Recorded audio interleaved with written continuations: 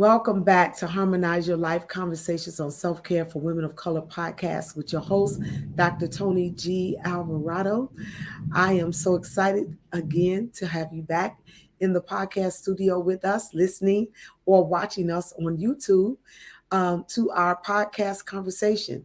We are yet in the month of March. This is Women's History Month, and we are celebrating women internationally, globally, nationally, in our homes, in our churches, on our jobs, in our families. It is a celebration of womanhood on the Harmonize Your Life podcast this month, being consistent with Women's History Month, the month of March. Also, we're excited because this month of March marks 2 full years that we have been facilitating and hosting this podcast, Harmonize Your Life podcast. And so we're now headed into our third year of podcast conversations. And we know that this week's conversation will be a blessing to you, just as all the other conversations that we have had heretofore. So we'll be right back in just a moment with our podcast guest for this week. Don't go anywhere. Stay right there, and we'll be right back.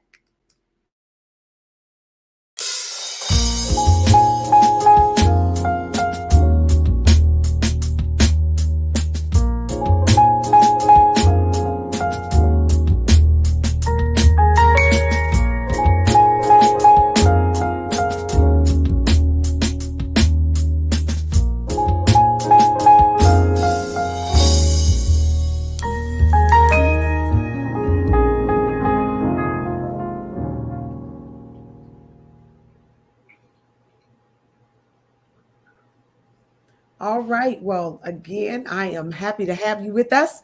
And our guest, our dialogue partner today or this week for the podcast conversation that we're going to have um, in celebration of Women's History Month is my sister and friend, Kathryn V. Stanley. Kathryn is an Atlanta based educator, writer, editor, and I know personally about her editing services, Bishop Alvarado and I. She is an editor and public theologian. Her most recent writing appears in the Sacred Sisterine, a devotional for women of color ministry leaders, a publication of the Rise Mentoring Network of Union Theological Seminary. Her recent essay entitled Green and Blue Agro Socks appears in the Bearings Online, a publication of the Collegeville Institute. Kathryn supports both youth and adults at schools, congregations, and community groups to enhance their work writing skills. In 2019, she served as a writing coach during a week-long intensive taught by Dr. Renita Weems at the Collegeville Institute in Minnesota. Kathryn's teaching excellence has been recognized by the U.S. Department of Education, the Walton Family Foundation, and her own school, Atlanta Youth Academy, where she teaches middle school English. In 2017 through 2018, through the Youth Theological Impact Program at Emory University, Kathryn mentored groups of high school students to explore theology and justice in Atlanta, Alabama, and Ireland. An intergenerational daughter of teachers and preachers, Kathryn was educated in the public schools of Washington, D.C., Spelman College, the University of Virginia Law School, and the Candler School of Theology at Emory University. She has been a fellow at the Princeton Black Theology and Leadership Institute, as well as the Collegeville Institute. She is a member of the Ebenezer Baptist Church, where she serves in the Christian Education Department, Women's and Outreach Music Ministries, and lends her writing and organizational skills to various church-wide initiatives. She serves on the board of directors of the Interfaith Children's Movement, Project Transformation North Georgia, and is a member of the East Point College Park alumni chapter of Delta Sigma Theta Sorority Incorporated. Family is everything for Kathryn. Kathryn enjoys time with her mother and her shero, Beatrice. Perry Souble, her sweet cocker spaniel, Kelly, hanging out with her three godchildren and FaceTiming her beautiful niece, Amari Kathryn, always seeking to do justice, love mercy, and walk humbly before our God. Will you help me welcome my sister and friend, Kathryn Stanley, to our podcast conversation today? Welcome, Kathryn. Oh, thank you. I am just so thrilled that you invited me. I have been connected with you before I was connected with you because I know your husband since I was 18 years old. And I have enjoyed just kind of seeing your family and your family grow. You've been such an inspiration to me and I appreciate you so much. So thank you for having me. Well, thank you for being here and for agreeing to be in this studio with me today and have this conversation. It's Women's History Month, and I've been watching you as well and just seeing all the great things that you have going on. And I was like, Kathryn, come on, let's talk about it. Let's have some Well, conversation. I'm honored. I am so honored. And yes, Women's History Month is here, and today is International Women's Day. So I'm pleased to be with you on this day in particular. Yeah, yeah. So we're gonna just talk like girlfriends, right? Okay. And we're Yeah, gonna let everybody else eavesdrop on our conversation. How sounds about good to me. that? Uh-huh. That's why I call them conversations on self-care. They're really more like conversations than interviews. And today, you know, the national or the international women's history theme this year is breaking biases and tearing down barriers. And so this month I'm focusing on the different barriers that women face. And so today in our conversation, our theme today um, comes from a book that I am a published writer in. The book Created to Thrive, which is a book published by Christians for Biblical Equality. I, along with Dr. Jean Porter King, um, and several others have written chapters in that book. And it was that Dr. Jean Porter King who actually invited me into the project to write a chapter. And I did a chapter on women developing coaching models for women in the local church. And so she dealt with a lot of the barriers and things that women face, cultural and societal barriers that women face. And some of those barriers are personal barriers that women face. And Mhm. so I'm taking this month to promote the book Created to Thrive, but also to have conversations around women's history, accomplishments that women are having, and that we need to be having as it relates to our history, things that we have, challenges that we have overcome, and barriers that we have overcome in our womanhood as through our um, as through our formation process, our formational process, to bring us to who we are today. Because all of us have a story, right? Right. We all have a story. You know, I often say we don't just wake up and be where we are. It took something for us to get where we are. And sometimes people look at us and they think, oh my God, you know, I want to be where you are. I want to do what you're doing. But then you might want to ask them, do you really want to be where I am? You really want to do what I'm doing? Because you need to know what I've been through to arrive to this at this place, right? And so Absolutely. so it's so good to celebrate our history, to look at our history, learn from our history, and see how we can nourish other women by our own stories and what we've been through. And Yes. so you were sharing some things the other day, and I just want you to kind of just talk to us, share some of your story and why you're passionate about this stage of your life. You were talking about Mhm. turning 55 Yeah. on Facebook the other day, and that was one of the reasons I wanted you to come into the conversation today. And I just kind of want you to share some of your journey with us, whatever you'd like to share. And what does this season of your life mean for you? Wow. Well, I never thought that 55 would be significant for me. It seemed old years ago. um, but I know that for me, 30 was a significant year, or was said to be a significant year. It was that year that you were supposed to, if you were not married. I mean, I grew up in the 70s, and there was that study that came out when I was 18 years old that said if you were not married by 30, you had a better chance of being on a plane that got blown up than get married, something like that.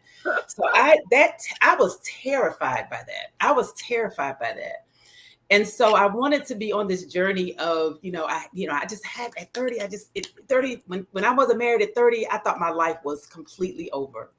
And that was not to mention that I had some gynecological issues that kind of forced me to a space of whether I was going to be able to have children and all that kind of stuff. So I was a wreck at 30, but I thought that was that my life was over.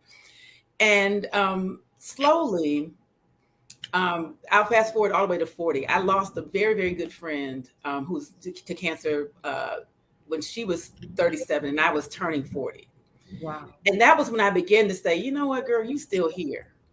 So you need to, you need to embrace the life that you have and do the things that you want to do with your life, do the things that God has called you to do. And so I began slowly to kind of make that shift from feeling like my life was completely over at 30 because I wasn't married, didn't have kids and all that, to feeling like, okay, I have still more life to live. Still wasn't sure what that was going to look like. Mm-hmm. The other thing I remember telling God, because I was also at the cusp of the women's movement growing up, right? I was born in 1967, still kind of in that traditional space of women who were boisterous and strong. When I was a girl, I was boisterous and strong and had strong opinions and wanted to express them. Mm-hmm. But I was told, I had women around me who told me, no, you can't do that. That you shouldn't do that. You're never gonna find married. You're never gonna get married. You're never gonna have a family if you are too much. You are too much. You are too loud. You're too much. You're too smart. I was too, right? All of these too much. So I believe that. I believe that. And so, but when I got to a point when I turned 40 years old or near 40, maybe a little bit after, maybe 42, 43, I said, God, you know what? I am going to be exactly who you called me to be. Okay. I'm going to be exactly who you made me, and I'm going to let the chips fall where they may. If that means that I'm never married, never have a family of my own, I'm okay with that because I want to be who you called me to be. And that just kind of opened things up for me because I was not trying to be anything other than my authentic, opinionated, intelligent, and self, being who I was. Yeah. And so that has just kind of flowed into where I am now. Yeah. One of the things that I struggled with a lot was weight, for many, many years. Okay. I mean, for like most of my life, I've had a weight issue. And that was always kind of the thing that I felt kept me from being fully who I was, and people from being wonderful and successful. There was always that pain. Yeah, you smart. Yeah, you got this going on, but you fat girl, right? And so I developed this mentality that as long as I was overweight, I was not good enough. Oh, so that was that was something, and it was kind of nailed into me. I mean, again, like you see some of the young girls that you see now who are what we call thick or whatever. I was that way too, but it was not considered, we didn't have, Ashley Stewart and all of these fashionable, you couldn't be fashionable. Like you were just, it was just a hard road to toe at that point. And so I had my ups and downs with that. I also had been told, you fat girl, again, that was another reason why you were going to get married. Oh, you a fat girl. So I just had all of these messages that came at me that said you're good enough because of your size. At some point, I realized that I had to realize that, God still made me great. In spite of the struggles that I was having with my weight, I had to start looking at why what I used food for. As African American women in particular, right? We food, sometimes food was all we had. And I don't mean in terms of eating. Yeah, I yeah, mean, but food was a comfort, place, comfort, yeah, yeah, comfort. But it was also the affirmation, place where all we of could that. shine. Yeah, Yeah, yeah, the place where yeah, we could shine. The cooking, right? The yeah, whole yeah. cooking piece was Uh-huh. about, we couldn't shine anywhere else. We could shine in the kitchen. Yeah, If we yeah, yeah. couldn't give anything else, we could give food. Yeah, you see all those shows that come on now Yeah, yeah. on,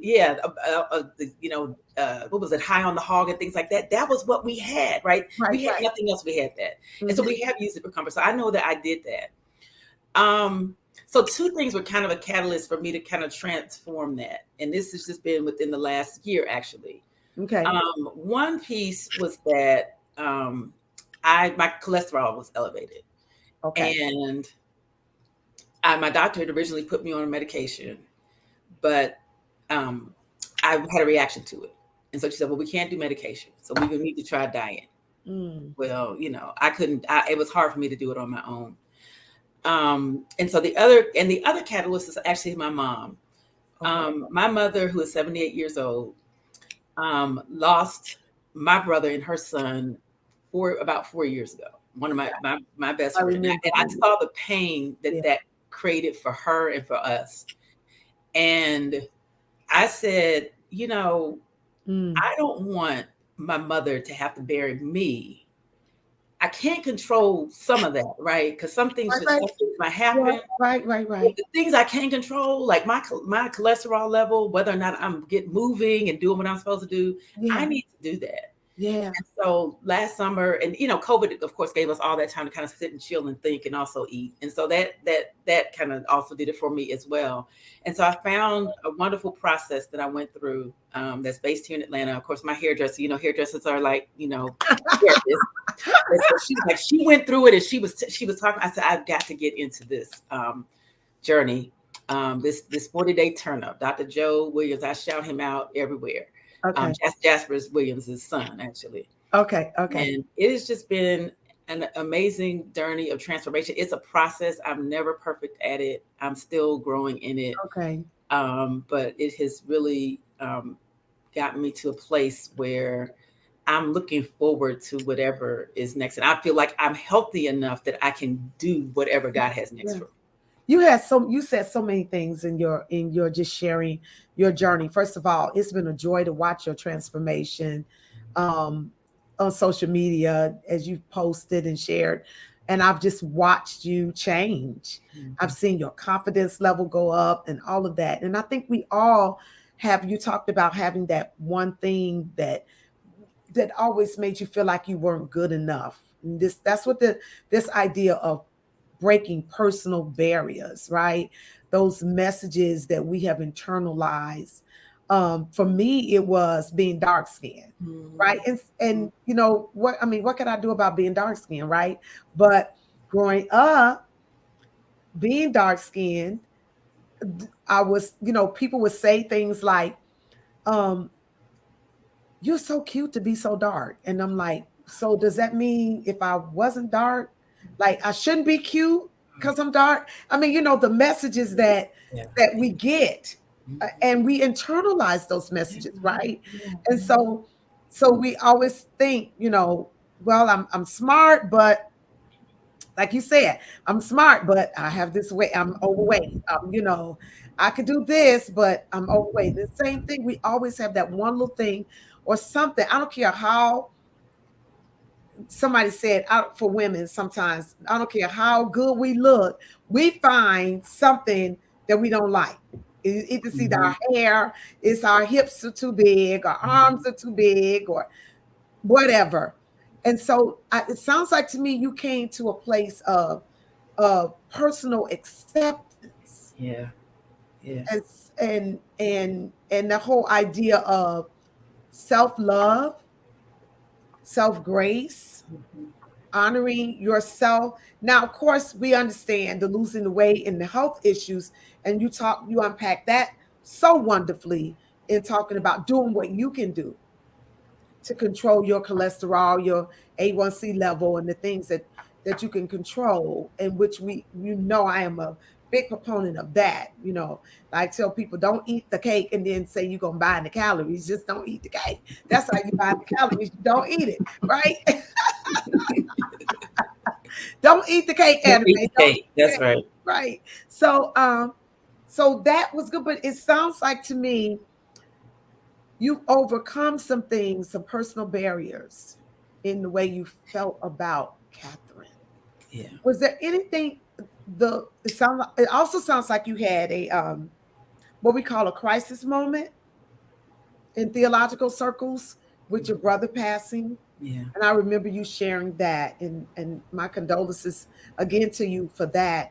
And I know that that pain never goes away, really. Not at all. Um, yeah, and so I understand that. I'm walking in that space right now because I Yeah. just lost my mom not even Yeah. a year ago. So yeah, I get that. So was there anything else that helped you come to that place of self-acceptance? Did you go through therapy, or was it books that you read, or people that you began to talk to or hang around? That's interesting. I think it was so gradual that I can't really pinpoint it. I just think it was, you know, continue to recognize I'm the only me that I have. Oh, wow. I'm the only me. and That's and that good. I can't continue to live my life thinking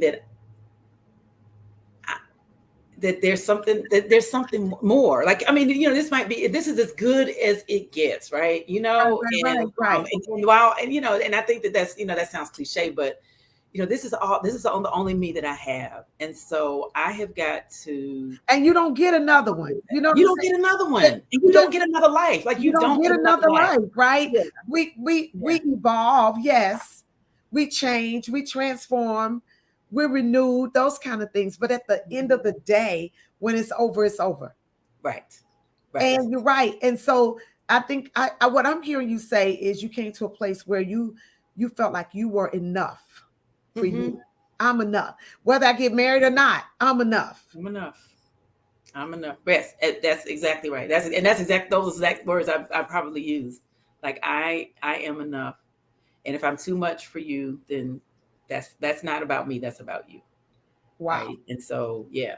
So It's, I did come to that place, you and know, I'm and grateful. that's so interesting because so many women never get to that place. And And so I've seen that. I've seen women, who are our age and older, who older. don't ever get to that place And for whatever reason. yeah, and what does, in your opinion, what does that look like when we don't get to that place? I mean, because Yeah, it's I think you see bitterness, yeah, right? You see a lot of bitterness. You see the use of food. Sometimes the use of, back in the day it was cigarettes, right, alcohol, right. and things like that to kind of stuff the pain. I mean, I had family members who were in that space, women, and they were all women, strong women who were too much. I have an aunt who I never met, who was my grandmother's sister. My mother says I remind her of her because we're both bargain hunters, right? I never met her, because she was an alcoholic and she died long before I was born through the alcoholism. She was an educator like she's very gifted. She was gifted. She danced, she sang, and all that. I don't do all. I dance, I sing, I don't dance. Yeah. But she just, I mean, there was a lot that my mom always told me I had in common with her, and she, and so I think there were women who were ahead of their time a lot of time, Yeah. and the pressures of all of that, caused them to you know turn to unhealthy things in order to kind of survive in Yeah. in that time. So Yeah. yeah. I recently had a close friend who passed away, and she struggled in that area with alcoholism, and it's painful to watch.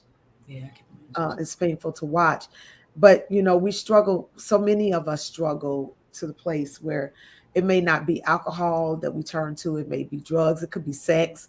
It could Mhm. be just it could be overworking. That Exactly. sometimes it's the and sometimes it's the over spiritualizing things. It just comes up in so many ways when we don't get to the place where we recognize. I remember, Kathryn, when Mhm. I was before I got married, um, I got to a place where had to say to God, if I never get married, God, you're enough for me, and I'm enough. Mm-hmm. But I had to get to that place, and before I got to that place, I found myself in relationships that were not good for me, Mm-hmm. relationships with men that were not good for me, and but it was when I finally came to myself and realized, you know what, I'm fearfully and wonderfully made in the image of God, Yes. and I am enough. I So know. Yep. that's so important. That's a good place. Yeah, that's a yeah. That realizing that with flaws and all, those things that we struggle with. I mean, God can carry all of that Yeah. and loves us in spite of those things. Yeah. Yeah, Yeah. absolutely, absolutely. Yeah. Any did you experience any personal barriers in your career, that earlier you talked about in your journey, when you were sharing your journey, you talked about how sometimes you were perceived as too much. Mm-hmm. And it's interesting though, because men do not get those kind of messages Right. that they're too much, No. right? Right. Usually it's women. If we're talkative, then we're aggressive. If we Mm-hmm. if we got knowledge, then we're pushy, or bossy. We get those kind of adjectives thrown at us or put on us Mm-hmm. just for being who we are, for being gifted, for being talented, for being Mm-hmm. smart, for being, for knowing our stuff or whatever, for being leaders. We get called bossy or pushy or aggressive. Have you experienced any of that in your career? I think, yeah, and the answer is yes. I started out practicing law in Alabama. Worked with the Equal Justice Initiative, so I was doing public interest work.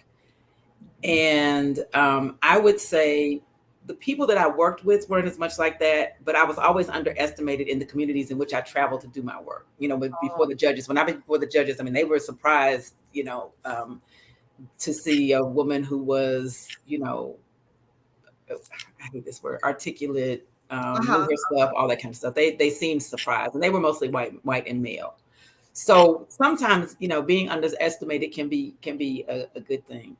I think my biggest barrier in terms of career has been me not wanting to be too much. I can recall thinking through whether or not moving up in a job, how that would impact, again, going back to this whole idea of wanting to be married and wanting to be in relationship and wanting to not being too much, so that I would not distance myself from achieving that. And so I would say, in terms of career, that has been one of my biggest barriers. So you held yourself back. I have held myself back career Wow. wise. Hmm. Wow. Yeah. Now I know that there's some women listening to this Hmm. that it can probably relate to that. That, Yeah. I don't want to achieve more because I don't want to leave my brother behind, or Hmm. I may not, get the one, a man may be intimidated by me. Hmm. You know what I'm saying? And Yeah. that income gap, or the wage gap, or the educational gap, or Hmm. whatever. And I think, and I really wish I could call the name of the article, but I remember a few years ago reading about how African American women were were achieving in our careers. We were achieving in corporate America, in education, and it seemed that our men were lagging behind. And it was like, well, who are we gonna marry? You know what I'm saying? Hmm. Because our brothers are, and we know that there's a lot of systemic racism Yeah. that's behind some of where our brothers are in terms of Hmm. mass incarceration Right. rates, and educational um, um, atrocities that have been put on our community, and the type of racism that we've had to um, overcome and live with on a daily basis as people of color.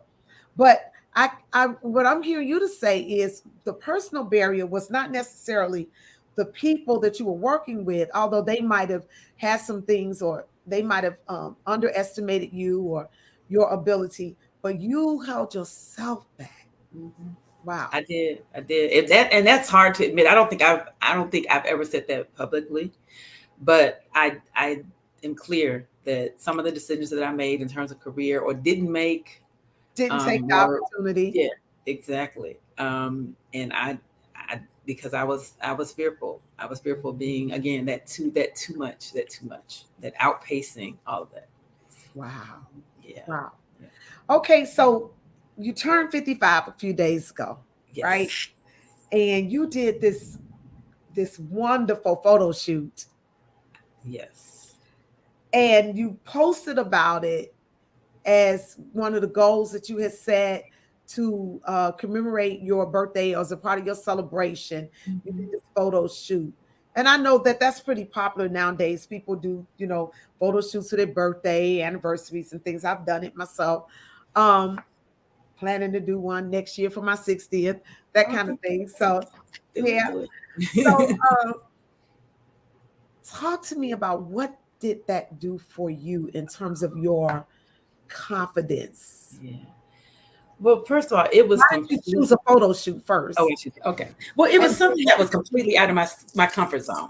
It was okay, okay. completely out of my comfort zone. And that was one of the reasons why I chose to do it. The other reason why, it was one of those things that I had, Why set was as, it out of your comfort zone? I don't, um, I'm just not, I don't like to bring attention to my way I look. I just don't want to my body or to anything like that. You think that goes Um, back to what you said earlier with the weight? some of it, but again, some of it is like, I wanted always to be loved for my mind. Like I didn't want, you know what, I just didn't want Okay. anybody to, I hear you. and I I always understand. used to downplay, my looks, because I was like, I don't want you to think that I'm just a good looking woman. I just want I you understand. I you know what understand. I mean? All beauty, no Um, brains. right. Exactly. Okay. And so that was something I've never done. It was something I had never done before. And again, I overanalyze everything. I'm a big planner. That kind of stuff. And so I set it as a goal for myself by my 55th birthday, as a part of the process that I told you about earlier. The second part of our process, after we go through the kind of how do you eat better, is the how you really figure out what's eating you and why you even got to the place where you were. And so Okay. at the end of that process, we had to set some goals, and that was one of the things that I put on my list. And so I actually began, because I think I remember I reached out to you because I was trying to find the people. I Yeah. wanted to get my team together and all that kind of stuff. And as it was creeping forward, I was like, am I really going to do this?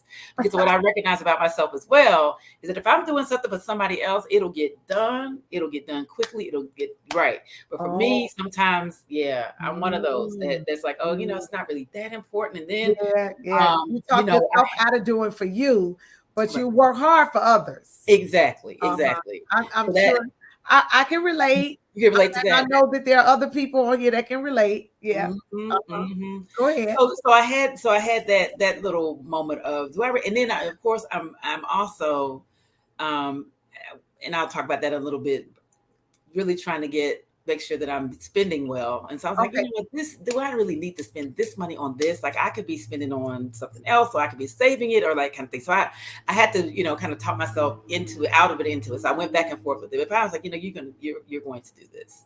You're going to do this. And so I got a team of folk, two of whom I had been in seminary with, one who just kind of, I was looking for someone I looked for a stylist, and, I reached out to a person who I had seen do a photo shoot, and she recommended her, and just everything just kind of fell into place. And then the final piece in the puzzle was finding somebody who would help me, with the wardrobe, putting it, kind of assisting me at the shoot. Mhm. And also, being the person that tells me, okay, you need to put your hands here, because I just don't know any of that. Right. You know what I mean? Like I wasn't because again, I'm the fat kid. So when I'm taking pictures as a kid, I'm just trying to figure out how I don't have to look as large. Like I wasn't the one who always had her hand on her hips and all that kind of stuff. That was not me. That was not me. So got a wonderful woman who is, I used to be a coworker, but also is now a parent at the school. And Mhm. I just kind of reached out on Facebook. I said, I need a wardrobe assistant. And then she sent me a message. And not only did she become that, but she also found a space where we actually had it. So she was a godsend. I mean, it was just, yeah. And she also, there were a couple of things that came out of that, in addition to just kind of having a good time and gaining some confidence and things like that. One is that, I could afford to do it. And I talk about that because in years, 3 or 4 years ago, I had so much consumer debt, debt on credit card debt, all of that kind of stuff. I did not have a budget, was doing just, it all stems back to like, I was not the breadwinner. I never, even though I have been caring for myself since I was 25 years old, living on my own, I never perceived myself until a few years ago as a breadwinner. Wow. Because I always felt that, again, there was going to be this knight in shining armor eventually gonna come and drag, and I can just be do whatever I'm gonna do with my money, because at some point somebody's gonna come and they're gonna rescue me from all of that, right? So when I finally, again, it took me a while when I realized, and it took me working with a planner, and she was like, you're a breadwinner. Did you not even see that you're a breadwinner? Okay. Mm-hmm. Yeah, you're right. So you had to see yourself differently. I had to view myself differently. Mm-hmm. So once I did that, I said, okay, if I'm gonna be this breadwinner, I've got to get things on track. I'm putting out all this money, like I'm rich and all of this. And so anyway, so I was able to, again, I'll give a shout out to Dave Ramsey. I'm not that crazy about him, but I did go through a Dave Ramsey that helped me to kind of get on this path, of getting out of consumer debt, and getting on a budget, sticking to my budget, and all of that. Yeah. And so as a result, I was able to say, yeah, I can do a photo shoot without worrying about, okay, am I going to do a photo shoot or am I going to eat? Or do I, that kind of stuff. Yeah. That was one thing. And so I was grateful for that. I really began to be a better steward. You're proud of yourself. Yeah, I was proud. That's good. Yeah, to really be a better steward over the. You was able to afford to do something you wanted to do for you. Yes, absolutely. See, that's self-care. Yes, absolutely. Yes. And that's an aspect. Our financial life is an aspect of self-care. As a matter of fact, in the wellness wheel, finances is a major part of that wheel. Yeah. How we handle our personal finances. I'm sure. And you don't necessarily perceive it that way. But now that I don't have to worry about that, the stress level has gone down. The stress level, all of that. And you're able to do things for yourself that help you feel good about yourself, that helps you stay healthy. Because being healthy is expensive, but so is being sick. Right, absolutely. And it costs more money to be sick than it does to be healthy. Absolutely. Yeah. And so the other piece of it, and that when I go back to Danielle, is that after the shoot, she posted in Instagram that she had been in a creative slump. She felt that way, but that after having helped me with the shoot and helping me feel beautiful and kind of creating this whole scene for me, and experience for me more than anything, she felt like she had come out, and it reminded me of a couple of things. One is that I had interviewed an author several years ago, and one of the things that she said in our interview is when we're not doing the things that God has called us to do, or not living our best life, or not having come alive, as Howard Thurman would say. Yeah. We kind of keep other people from doing what God has called them to do. You are so right. And me living my purpose helps you fulfill and facilitate the purpose of God. Absolutely. She's even on a photo shoot, like that. She's a creative, right? And she's been in a creative slump. Here you come along doing what God told you to do, but it facilitated her being who God called her to be. Yeah. See, it's all connected. Yes. And that again, when that reminder just kind of blew my mind, and I said, so that's what it was like. It's like this was for you, but it was for someone else as well. So the things that we do for ourselves, I mean, yeah. Oh, I love this. I love it. The things that we do for ourselves also facilitate other people being able to express their creativity, Yeah. their calling, their purpose, and their destiny. I love that. Yeah. That Yeah. is so, wow, that is Mhm. really good. And I somewhere in the back of my mind, I knew that, but to hear you say it today, it really, really illuminates that truth. Yeah. Yeah. Yeah. Yeah, And then by the same token, when we don't do right, when yeah. we shrink, when we say, you know what, I don't want to be too much. What's that poem that she talks about? Me dimming my light, or when we, Yeah. what is it? The Marianne. I know what you're talking about. yeah, Yeah, the one that Nelson Mandela yeah, was yeah. given And as a quote, but it was yeah, really and Marianne she Williamson. says Yes, something like, you don't, I mean, you dimming your light, it's yeah, not a service to humanity. You know what I'm right, saying? yeah. And when we shine, we give others permission to shine. There's Permission a to line in there. shine. Yeah. When Yeah, we yeah. shine, we give others permission to shine. And when we do that, because we live in a world where this capitalistic society is that if I I have to keep you from getting in order for me to have. And That's that's that's that is explained that right is the that is the patriarchal Euro white mentality of that we live in, and that's not African. That's not us. now. We grew. I I mean, am that's because you are. yes, Ubuntu. Yes. Ubuntu, exactly. Right. You don't. I have to tell my students that all the time. Like somebody else gets that doesn't mean you can't get this. There's enough for everybody. But we have developed this whole idea, particularly in the United States, of scarcity, because that's what makes That's what capitalism it's. work. Is Yeah. this idea of scarcity, Yep. Yep. Yep. Yep. Yep. Yep. and it has And caused so much. it's not community. It's not Right. family. It's not. Yeah. We. You're not. I tell people, even some people over spiritualize. Oh, I don't want to take God's glory. Who are you that you can take God's glory? Right. Like, God is when was the God. last time you put a sun in the sky or cause a tide go in and out? I mean, He is that light, but like there are many lights in the heavens, right? And so we are a light too. God has called us. Remember what the scripture says, that if we take our light and hide it under a bushel, you know what I'm saying? Mm-hmm. Then the world is darkened because we have Yes. not shined our light. Right. I Right. mean, and so I just love this. I mean, I appreciate you sharing your journey publicly with us, because other women need to hear this.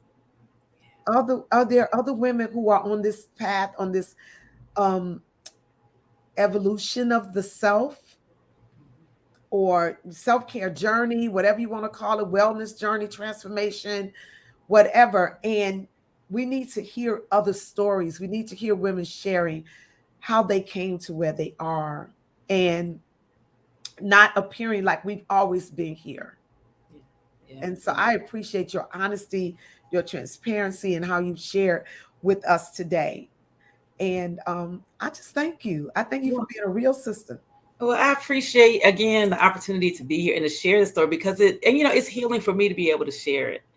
I grew up, I think, very much very churched, but in a sense that when you have to put on this particular face, and being transparent about your struggles was something that you did not do until you had overcome them, right? Right, When right. you're in this process of becoming, and to be able to share that, and share that honestly, and say that we still struggle. It's a daily struggle. It's a process, and so we become perfect. We don't become perfect, Yeah. but we make progress in whatever it is that we're doing. And God is so gracious, and I'm grateful for that. And I'm grateful for you. Oh, I am too. Listen, I'm grateful for you. It's been said 50 is the new 30, or 55 is so I guess, I mean, 55 is the new 35, I'll whatever. take it. But can you share just one thing that you'd like to leave for a woman that's 50 and above, or maybe at any age, that's listening to this podcast conversation? One pearl of wisdom or nugget, one final thing that you want a woman that's listening, particularly a woman that's in her 50s, maybe early 60s, evolving, at whatever age, because sometimes coming from 30 to 40, It's in from your 30s to your 40s is a it's another evolution, right? Yeah. It's another evolution. So can you just give us one final word of encouragement? I would say be kind to yourself. Be kind to yourself. Give yourself some grace. You're not ever going to have done anything perfectly. There may be things that you did or did not do in your past, that you cannot change. But you can change what you do going forward. And just as God is gracious to you, be gracious to yourself. Wow, be kind to yourself. Overcoming these obstacles, these personal barriers. Before we go, Kathryn, I want to just share that where people can find you. You're at the Atlanta Youth Academy, right? That's where Yes. you and you're element English teacher. Middle school English, sixth, seventh, Middle and eighth grade. Pray for me. Yes. class. And the Atlanta Youth Academy for those who want to know. And the website is at the atlantayouthacademy.com. You can look her up there. Also, you can follow Kathryn at Cat Stan 1967. She's also on Facebook. You can find her there at Kathryn Stanley on Facebook, on Instagram at Cat Stan 1967. I also want you to know that you can find on Amazon. You can find it on Amazon. We talked about in her bio, Sacred Sistering, a devotional for women of color ministry leaders by Rise Together Mentorship Network. Say something about that real quick for us, Kathryn, Yeah, about this. well, I'm excited. I went through a 2-year journey for the Rise Mentorship Network as a mentee here through the Candler School of Theology. Emory University was the cohort that I was a part of, and this is a national organization that really nurtures women in ministry, women of color in ministry at all different ages and stages. And so our conference is March 11th and 12th. And this book, which is done in celebration of the conference and of the 2-year cohort that just ending, is has women just sharing their prayers and poems and devotions that are specifically geared toward women in color ministry leaders. So I'm excited about having a piece in there, and excited about those who will be blessed by um, this book of And devotion. you are a phenomenal writer and editor. Did you do any editing with this work? I did not. Now I did with the conference that we have put on. I Okay. did edit the program booklet. So Okay. yes, I'm Okay. still doing edit. Trying to do more of my own writing though, but I am still doing editing as well. Yes. Okay, good, good, good, good. And while you all are on Amazon, go and check out the Created to Thrive book there, where I have a chapter in that book along with our colleague from last week, Dr. Jean Porter King. We're highlighting that book this month, all month. This book is very, very helpful and key to ministry leaders and women in ministry, as well as men. And it's just a book that's helping to address biases and abuse that women have experienced in certain spaces, particularly in some of our ecclesial spaces. And so let's check out that book as well. For those of you who need to know or do not know, you're listening to the Harmonize Your Life Conversations on Self-Care for Women of Color podcast with Dr. Toni Alvarado. You can find us on Anchor Podcast, Apple, Google, Spotify, and the lightatl.live internet radio. I also want the women to know you can join us in the Harmonize Your Life Women's Self-Care Network. We have a self-care network of women who have gathered with me in this self-care journey.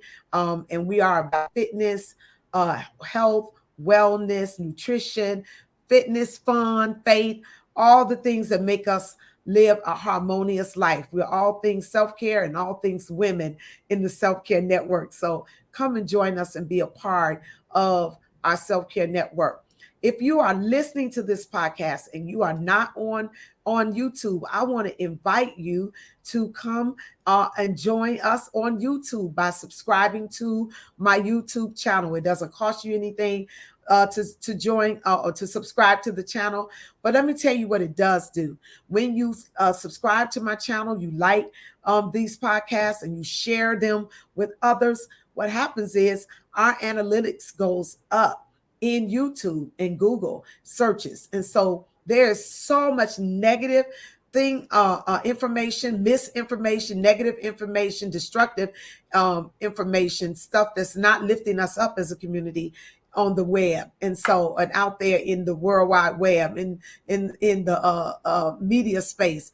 But when we have content like this that's lifting up the community, that's educating, inspiring, and motivating us to be our best and to be healthy spirit, soul, and body, we need more content out there like that. And when you subscribe to my YouTube channel, you help me and you help this podcast become easily found by those who are searching for this type of content on the internet. Okay, so go there and subscribe to Dr. Toni G. Alvarado YouTube channel and help us with that. Again, we have been blessed today by our sister and friend, Kathryn Stanley, who has been our dialogue partner today. And it has been a joy having you here with us, Kathryn. Thank you so, so much for being with us on today. Thank you so much, Dr. Toni. I appreciated being with you. All right. All right. We'll see you all next time, next week on the Harmonize Your Life podcast with your host, Dr. Toni G. Alvarado. See you soon.